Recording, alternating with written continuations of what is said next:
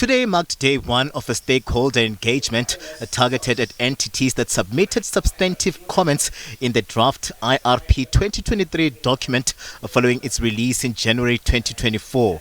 A strategic approach in planning South Africa's secure energy supply from various sources, with the IRP review committee saying the different views from stakeholders become important in giving the document credibility.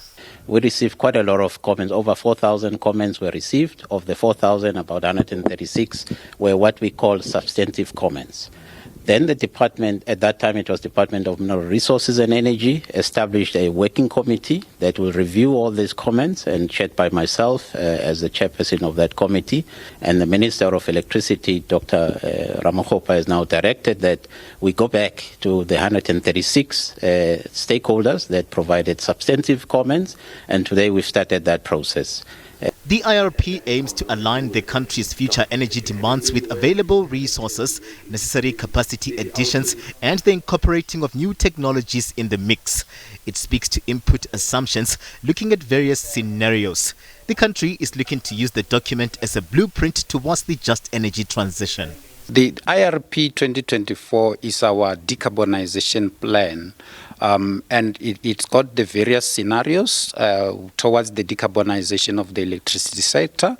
When we start talking about the just energy transition, at SANEDI we are now even using the word balanced just energy transition, for which we are saying this energy transition should be balanced. People should not lose jobs. In the draft IRP, there's a scenario where it was modeled to look at the continuation of some share of the coal fleet, especially post 2035. These stakeholders got an opportunity to engage the substantive inputs and raised issues from IRP 2023 on the cost of the process, grid access, compliance with the emission standards, in particular the lifespan of Eskom power stations, and energy availability. We're going to see gas, we're going to see renewables, solar and wind.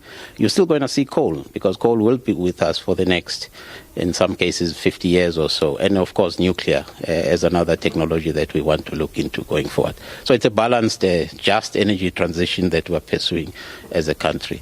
The organization Undoing Tax Abuse, ALTA, was amongst the stakeholders representing civil society, calling for greater transparency in the process.